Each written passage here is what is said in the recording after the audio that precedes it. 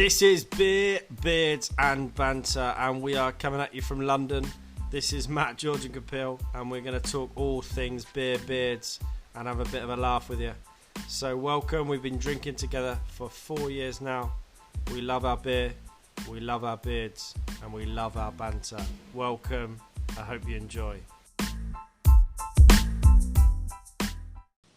Okay, right, are we ready?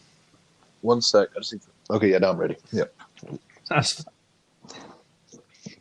Welcome to episode 2 of Beer, Beards and Banter. So today we'll be reviewing 3 beers from the Portobello Brewing Company. So the Portobello Brewing Company was founded by Rob Jenkins and Farouk Khalid in 2012.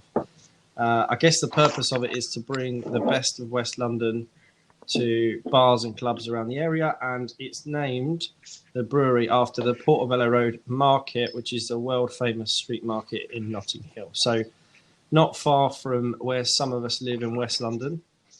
And we're going to be reviewing 3 beers today. So the first one is the London Pilsner, the second one is a Westway Pale, and the third one is the Tropical Crush. So guys, are you excited to review these 3 beers? Yeah, really. Yeah, definitely. It's nice. Good. 3 beers lined up, ready to go. So exciting. Yeah. I've got my my 3 glasses ready, so I'm just going to pop open the first one. Good. Oh, look at that! That's the nice sound of joy, right? And so this one's a London Pilsner. Let me just pour some of that out. Okay. So light in colour. So how are we going to do this? Try together, are we? And then we would give a bit of a view, yeah? Yeah, let's have a taste. Yeah. Okay, let's have a bit of a taste of it.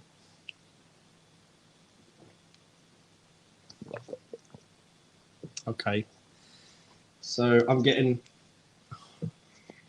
That's quite sweet, isn't it? Yeah, it is quite sweet. Mm-hmm. Yeah, I don't know about you guys. It's quite a light Pilsner, isn't it? Yeah, it's very drinkable. Yeah.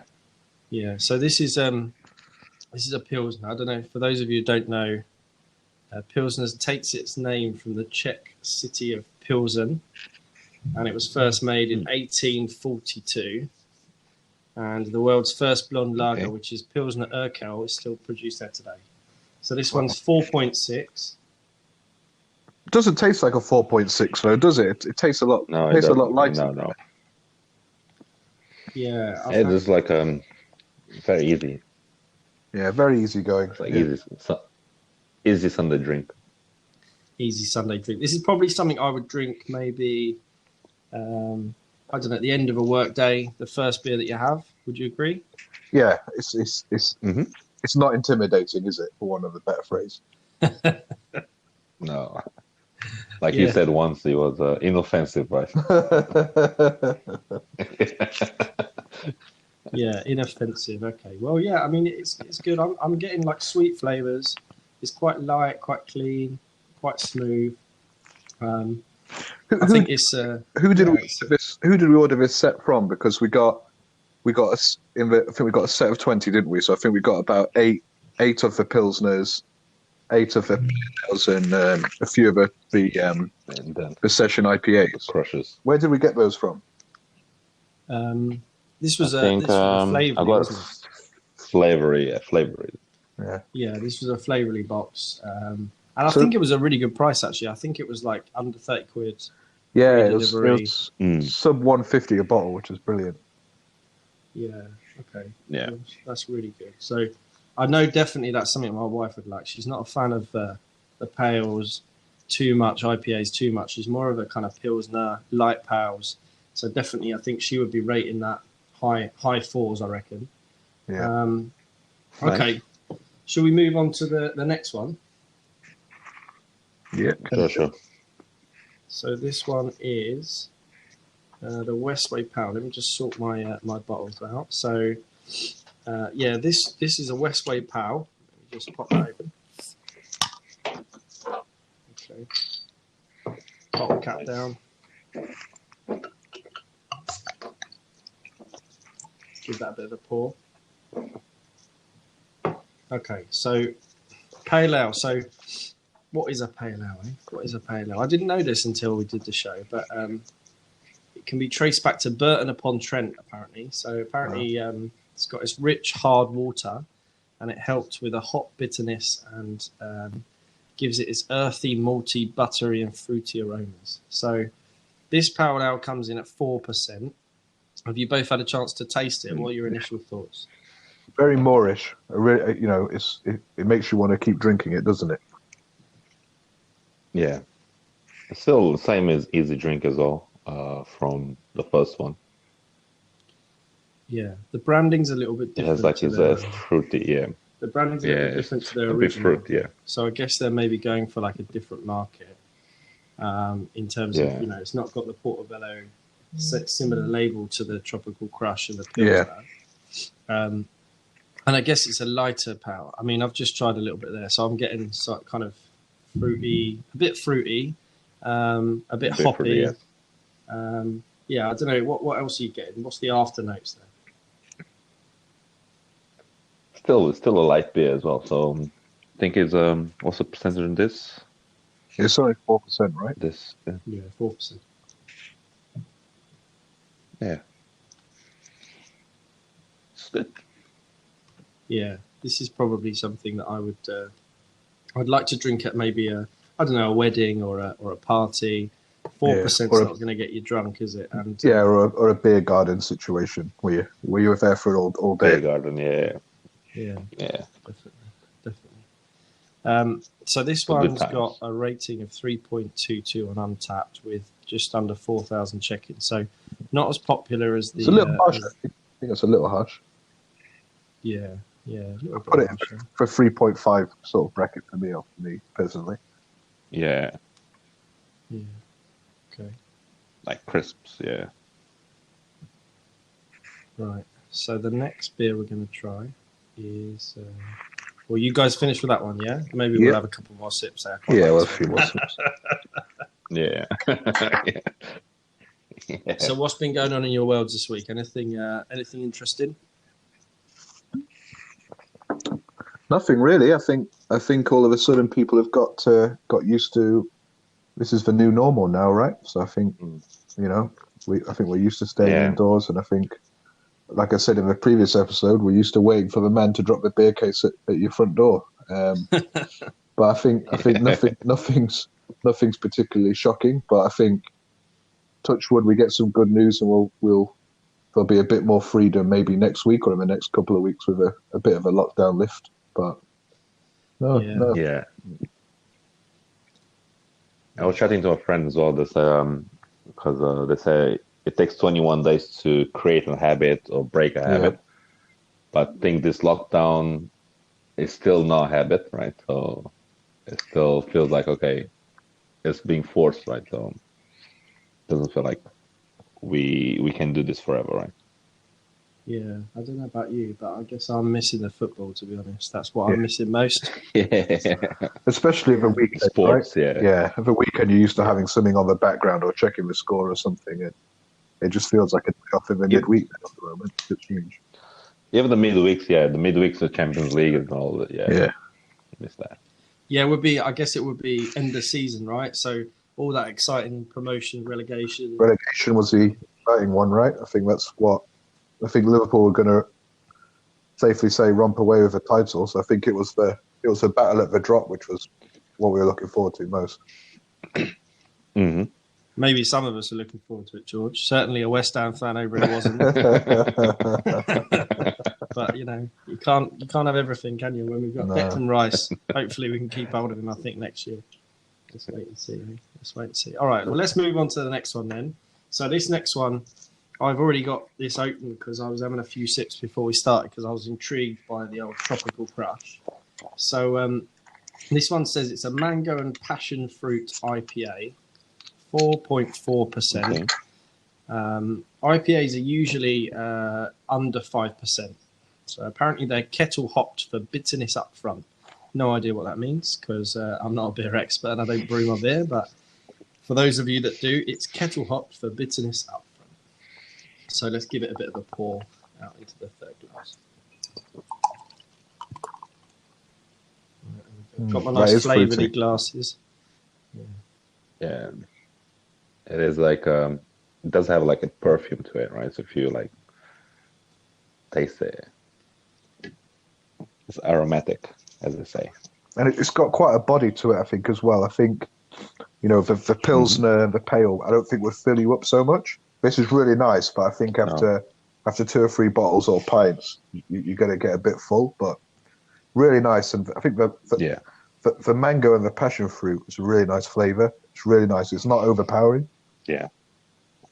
Yeah, we said in the last podcast, I think, about the when you have a kind of fruity IPA, sometimes it can be a bit too much, and I think it lingers on the tongue quite nicely. It's got a nice perfume to it, a bit pineapple-y for me actually, but I think you're right. It's not too powerful and not too kind of overbearing on the fruit. Actually, this is probably my personal favourite out of the 3. I don't know about you two. Do like I think I did like the Pilsner, to be honest. The Pilsner was the first one. It could be like a session beer. Yeah. I think for me the Pilsner just edges it. I think the Pilsner just edges it. I found that really, really nice. And I think the Tropical Crush comes in a close second, and probably for me it only comes in a close second because naturally I'd probably rather go for a Pilsner than a session IPA, to be honest. But lovely drink, really, really nice. But I just feel that if you'd had more than 3 or 4, you'd start to get a bit full. Whereas I thought the Pilsner you could go on it for a longer time. I would have thought. Yeah, this one's got 609 check-ins on Untappd, so clearly it's not like a really favourite beer at the moment. Probably something quite new that they're trying, and it's got a rating of 3.44, so actually it's higher than the other 2. Yeah, and I think it's interesting because this feels a little bit less like a Sunday beer to me, and more like a kind of beachside, Yeah, because of the fruity and aromatic feel. Yeah, it certainly reminds me of the old waves crashing on the beach and sitting there in the sunset drinking this beautiful bottle of Tropical Crush. Oh, God.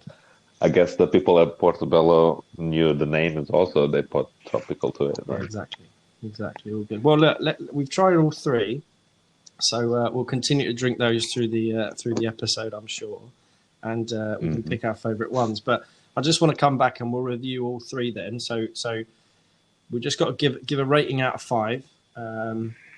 So Kapil, we'll come to you first. So the Pilsner, what's your rating out of 5 there?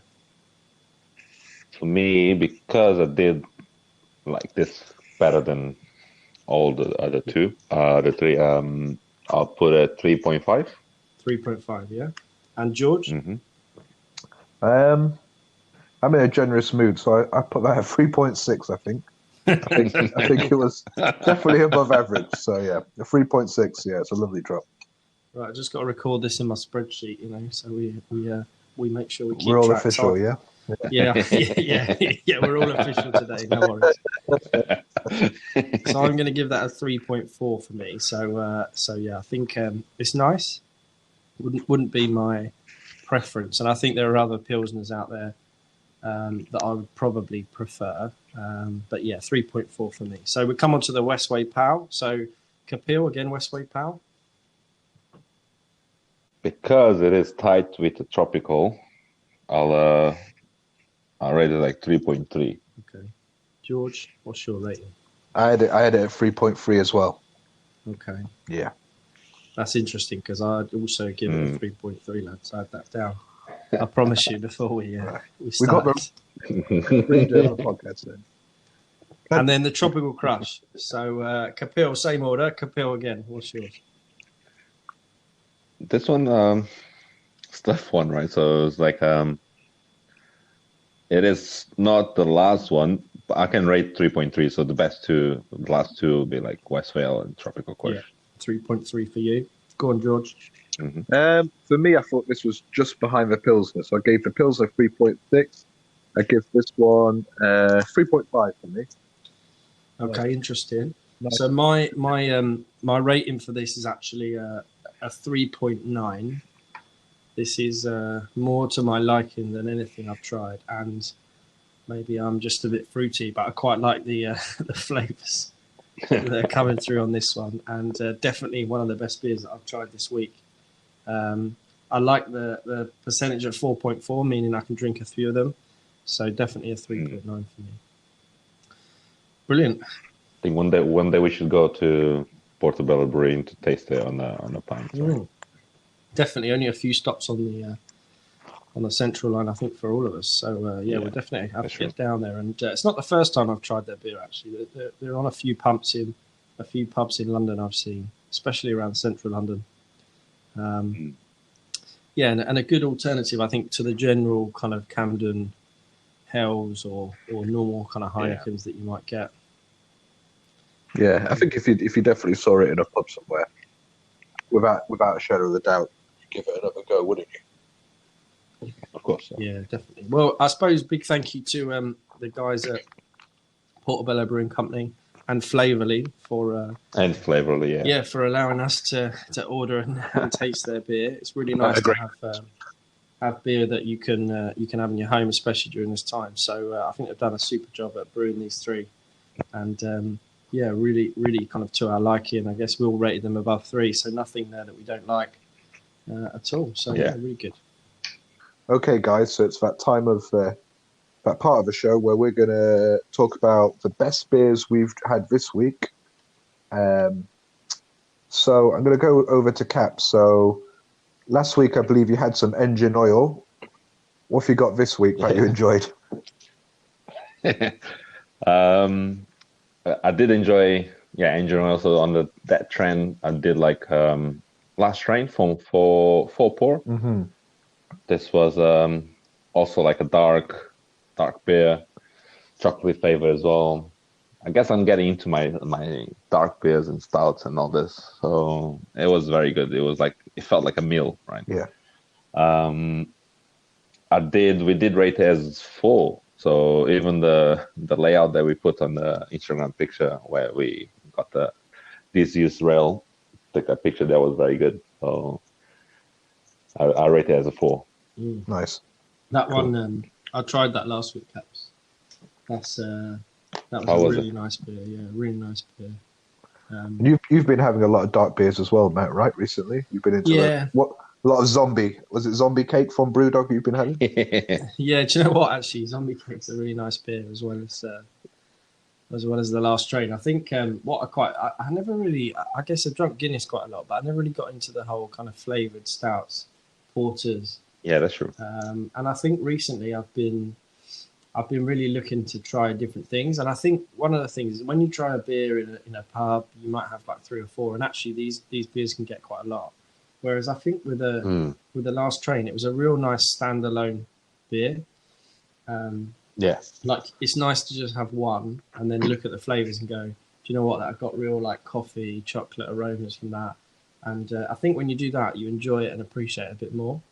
So it's the one that you sip it through, right? So Last Train's a great name, I think, as well, isn't it? Mm-hmm. It's a good name. Great name. Yeah, it took us a while to get the photo for that because we had to find a disused railway line. So that was trekking around for 25 minutes to try and look for a way into that. But we got there Always in the end. being safe, though. Always being safe. Yeah, of course. Yeah, of course. Matt, what have you enjoyed this week, Matt? So mine is the Buxton Brewery Shelterstone. This is an India Pale Ale, and I guess there's a theme coming through in terms of IPAs that I just rated the Tropical Crush the highest, and then this is my favourite beer of the week. So for me, this one came through from Beer 52, a really nice choice, and obviously Buxton, hard water up there, so perfect for the IPA. I guess for me, it's kind of fruity, quite light, but also got that bitter aftertaste that I quite like from an IPA. I also rated this 4 on the dot. So there's 2 4s, both me and Caps. I really like the design of the can. Kind of brought back some memories of kind of trekking in the Lake District, Peak District when I was younger. Yeah. And you could just imagine sitting kind of on a mountaintop drinking this out of a can after a kind of hard day's walk. So that was my close your eyes memory of that beer. Yeah, and that was a good picture on the one you took. Yeah, very good. Yeah. Has anyone tried that this week, or am I the only one? I've not tried that one yet. I No. think no. Yeah, okay. One for the list. Definitely going to try that. Yeah, one for later, one for the next Beer 52 box. I think I was a bit eager, and I asked them to send my second box sooner, so that's the reason. What about you, George? Then? Yeah. So for me, this week something I enjoyed isn't something I normally go for, but it was beautiful. So it was from the Fourpure Brewing Company, and it was the JuiceBox Citrus IPA. It was brilliant. It was really, really nice. Very fruity, and it's very tangy and sharp as well. So really citrusy, and it was really nice. And I think going back to what you were saying earlier about the tropical crush, Matt, about being on the beach or being somewhere like that, they were immediately the vibes that I was getting as soon as I was drinking that one. So it was really nice, and it was 5.9% as well, so it packed quite a punch as well. Wow. Yeah. Okay. Yeah, so a few of those, and you're definitely in a relaxed state. So for me, yeah, absolutely cracking. Untapped gave it a really strong 3.7, and I went just a little bit higher. I gave it a 3.8. So not something I normally go for, but something that I definitely enjoyed, 100%. Yeah, I tried that this week. That's another one. Yeah. Yeah, I got kind of mango, pineapple-y flavours from that, and actually that was similar to the Tropical Crush, actually, in terms of flavour, but a little bit stronger, which was quite nice. Sometimes it's nice when a beer packs a nice punch, and you can kind of feel the alcohol rather than maybe not. So, yeah, that was definitely one that I enjoyed as well. Caps, did you try that? No, I haven't tried that yet, like properly. I think what I enjoyed about it most was it was definitely something. It was what it said it was on the tin, and when you looked at it, it tasted just like that. There's no mystery, just really clean, really fresh. Yeah, that's good. So let's go around then. Just confirm our scores. So, Caps, what was yours for this week? Last Rain for Pour, gave it 4. Perfect. George? Yeah, Fourpure Brewing as well for me. It was the JuiceBox Citrus IPA. I gave that a 3.8. Yeah, so mine was a Buxton Brewery Shelterstone, and that was a 4 as well. So really strong scores this week, coming through on the beer of the week. Yeah. Right, so obviously we're called Beer, Beards, and Banter. So I guess why beards then, George? Do you want to take that one? Yeah, I guess for all of us, I think since we've all known each other the last 4 or 5 years, we've all had strong beards, and we've all gone through lots of different styles and different looks. We've used oils, we've had throat cuts, we've had it all really, and I think it's something we enjoy talking about as well. Not quite as much as beer, but definitely something it's always on our radar. And I think if we're talking about beards, then we've got our in-house beard expert, Kapil, who's got more beard oils than anybody I know. So over to Kapil, I guess. I wouldn't consider myself an expert, but I do have I've been growing this beard for a long time, right? And well, they say 10,000 hours you have to do something 10,000 hours to master it, right? So I think you're definitely in that. Yeah. In that ballpark. Definitely is good. So I've been I think this episode we're going to talk about the one that I get the compression the most for, right? I get like I said before, Khal Drogo, Aquaman, whatever acting he's done, is Jason Momoa's beard, right? So, and then because he has a strong beard, plus he has a good hairstyle, so that means a strong character, and he doesn't go unnoticed, right? Yeah. So the beard that he has a proper scruffy long beard, and he has patchy on the side, so it's it looks rough, but still well maintained as well.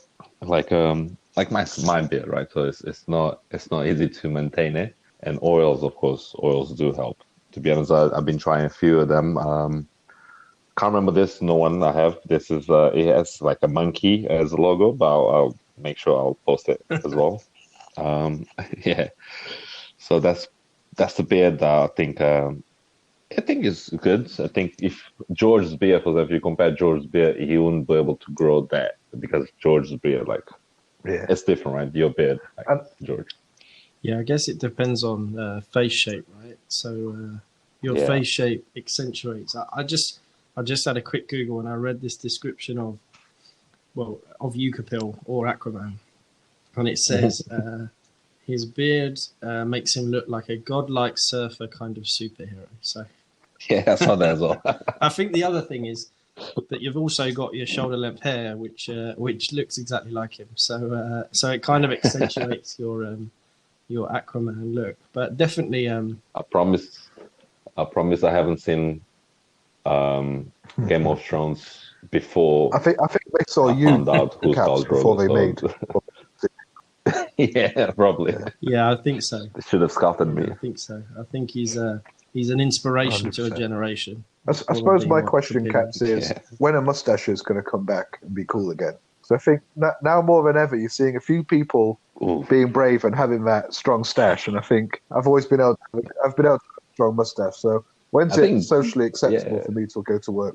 Well, can you put a date on it? I don't know when we're going to be out of lockdown. Can you put a date on when we're allowed out with a mustache? Maybe it is when lockdown. Who knows? I think. Yeah, that's what I was going to say. I was going to say, as soon as we come out of lockdown, you should just rock the mustache and say, this is my lockdown look. So I'm just going to keep it. Yeah. Yeah. I'll tell you what, has anyone considered doing the whole lockdown shave your head look? Because I did consider it for a while, but I couldn't bring myself to do it. And also my wife was quite good at doing the fade that I usually get. So my brother did it, and to be fair, he's pulled it off quite well, and it looks quite good. But I don't know. For me, it feels like losing a limb almost. It's yeah. I need to keep my beard. I need to keep my hair. Pardon me. I think. I just worry it won't grow back. That's not what it is. Yeah, same. Because I got challenges. Or I got challenged to like shave my beard and the hair because two of my best friends from Portugal, they did it. And they had to like do it 3 or 4 times because the machine they got, they just battery ran out. You don't want that. So if I do, yeah, buy a good. So imagine me doing it, right? So that'll be like tough. But I think if I would do it, I'll do it and not go to work, go like on a holiday, and then come back after 4 months and say, okay, I've done it. So I think if I was going to do it, I'd do it, but I'd have to go like traveling somewhere where no one would see me for a few months and then come. I'm also quite concerned about what my head shape is because I've got a massive head as it is. Really concerned about what is the actual shape of my head because my hair's quite thick and I can get away with it. But I think it might be a bit of an eye opener if I actually see what it looks. Yeah, I remember when I was at university, I wet shaved my head, and I can tell you 100% of the time it didn't look good. But the one thing I did learn is that I have a decent shaped head, so that if I ever went bald, you'd be able to. I wouldn't be amiss with a bald head. And that's when the beard's even more important, right? Yeah. When we get to my age, that's when you've got to have a strong beard. Yeah, that's true. So how do you trim your beard, guys? Because I'm interested. So I would use just like a pair of beard scissors to trim if it gets, those small scissors. Yeah, to be honest, I haven't done it since lockdown because normally I go to a barber and they do it for me. But I guess it's also looking good now. So it's just going stronger, and then might do the mustache there. What's the style? What they call the mustache there? They have like handlebar mustache. Yeah, that's the one. I might just maybe we should all go back when lockdown ends. We all go back with stashes as a free. I think it would be maybe when you wake up tomorrow and you haven't drunk a couple of tropical crushes, you might have a different view. Yeah, true. So guys, now we're gonna move on to the section of banter. But we're gonna move on to the section of news of the week, right? So what's been happening, and then we can have some banter to it, right? What do you guys think will happen this week that got your attention? No, you can So I carry think one on, of the carry good on. news stories of the week And then we can cut is the safe and happy birth of Boris Johnson and Carrie Simmons' baby, baby Wilfred Laurie Nicholas Johnson. And I suppose, Oh, yeah. you know, what a really nice touch is that Nicholas, the Nicholas name comes from the two doctors, Dr. Nick Price Hart, who are credited with pretty much saving Boris Johnson's life. So it's been a whirlwind few weeks of Boris Johnson, I guess, with dealing with everything, and then himself being really, really ill, coming out of hospital, and then the good news of the birth of his son. So I guess, you know, that's a bit of nice news that came out last week, I suppose, and it's a really nice touch, I guess, Boris Johnson and his partner doing that with the baby's naming as well. Yeah, and I guess it's like whatever you think of Boris Johnson or whatever Conservatives, I suppose it's been a tough few weeks, isn't it, for anyone leading this country and across the world. I think to be in hospital, like on a ventilator and all that kind of stuff, and then have the birth of your child must be really like I suppose life affirming for him. And yeah, it's just quite a nice moment, right? I suppose circular life and all that jazz. Like a touch of hope, right? So there's always hope. Yeah, interesting. I mean, interesting. On hope, I guess I'll come in there. So one of the things that got my attention this week was just around the video I got sent, which was all the animals running around in town cities. So like elephants and badgers. Yeah, I've seen that. You know, all these kind of animals like roaming wild amid the cities. And I suppose it just shows you that, you know, I guess for us, like how we think we own these parts of the world. I mean, me personally, I've heard more kind of birds, seen more little mice and all that kind of stuff out on walks than probably I would usually. And I guess the other thing is just like the amount of like litter and all that stuff on the street. You know, often in the middle of central London, you find like bottles of beer and stuff, and obviously that's not happening. So I just think it's a really positive move.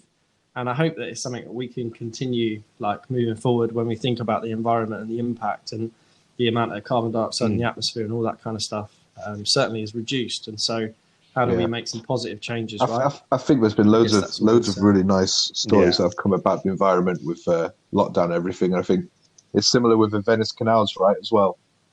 And I think they've never been clearer.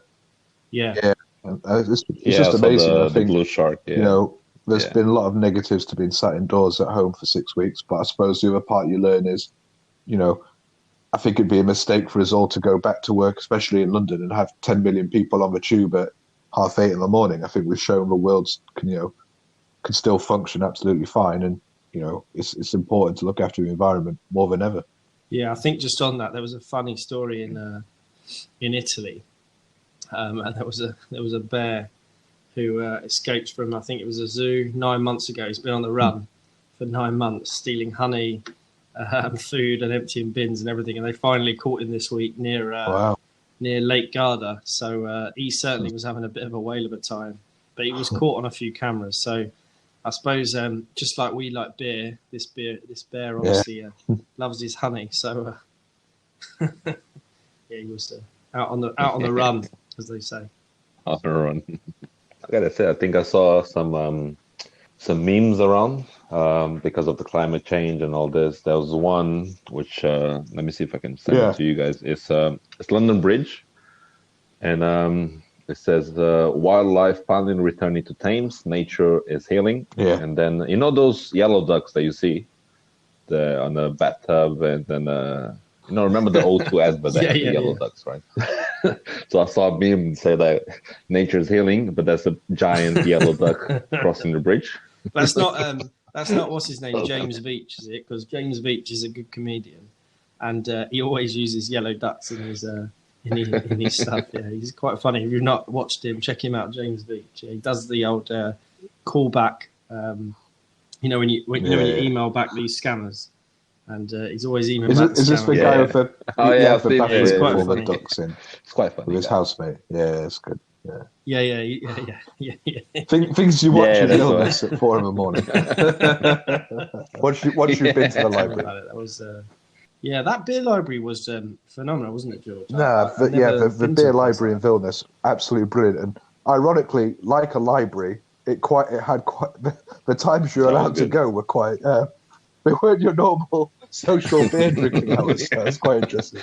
But it's amazing. It was amazing, and going in there behind the furniture and how it was all laid out, it really was like a library. But thankfully, the beer was even better, and we were spoiled for choice in there. Absolutely amazing beers. Yeah, a lot of choices. Yeah, I quite like the idea of if you live there or if you visit there regularly, having the old passport. There was that beer passport where you ticked off everything you drunk, right? So, have you done an IPA? Have you done a stout? Have you done a porter? And then obviously, I think it was like 100 pages long. And even like a library, even like a library, you can still grab a book and read. Right? I suppose looking back on that trip to Vilnius, I think one of the other funnier things that we sometimes forget was how popular that Nuki Brown Ale was. And it was in every single pub, no matter where you went. Everybody was drinking Newcastle Brown Ale. Just absolutely hilarious. But what was funny is it was on tap, right? And I guess I've never seen Nuki Brown seen it as big bottles. In the UK. Yeah, there they've got barrels on it. Yeah, that was interesting. We had a few of them. Yeah, we did. But I tell you what, Vilnius was really good for beer. If you want craft beer, definitely Eastern Europe. I didn't know before I went that it was so phenomenal for different types of beer. I remember that where we downloaded Untapped and they had that leaderboard in the pub, and you could see people all over the world. They were checking in and tagging their beers in these different pubs all over the world. And I guess we tried a few different ones there. There was like a raspberry sour. Oh yeah, I tried that. Maybe not to everyone's taste. Very citrus, no. But that was the first time we heard of. We found out about Untapped. Right? Great, it's great place to visit. Great place for 2 or 3 days, and everything's walkable. Really accessible, and it was really great. Yeah, it was a nice place to go. All right, final question for the for the news round then. So obviously we all saw the news about Kim Jong-un. And I suppose the question on everyone's lips is he alive? So I'm going to ask that to you two, and hopefully North Korea don't dial in and listen to this one. So Caps, do you think he's alive? I think he's alive. I think he's alive, and it's just building up the suspense of doing something that no one expects, basically. How he's alive. He's just currently brewing the finest craft ale that the world has ever seen, and he's overseeing the whole process. He's super fun. I don't think we can tag him on Instagram. I'm not sure if he's on there, but if we can, we will tag him in this podcast. What about you, Matt? All good. An agreement or disagreement? I think that he is. I think he's alive. I think that he is hiding because of coronavirus. I think that North Korea probably has a bit of an issue, a bit of a problem with coronavirus, but they're not telling the world. And I think that because they don't like to release their information, that I think they've got a problem. I think that he's been advised to stay indoors. I think he did have surgery, but I think they've just said, look, make sure you're safe, and so they've held him up somewhere in the mountains to kind of get him safe. And I think he'll come out as he always does, fighting. His famous train. Yeah. All good. Well, I guess that brings us to the end of episode 2, really, apart from our intro. So episode 2. So thanks for listening to, what's this one? Portobello Diaries or Portobello Story, we said, right? Portobello Diaries, there we go. Yeah. All right, well, thanks for listening, guys. And cheers, everyone. Bye-bye. Thank you, guys. See you next week.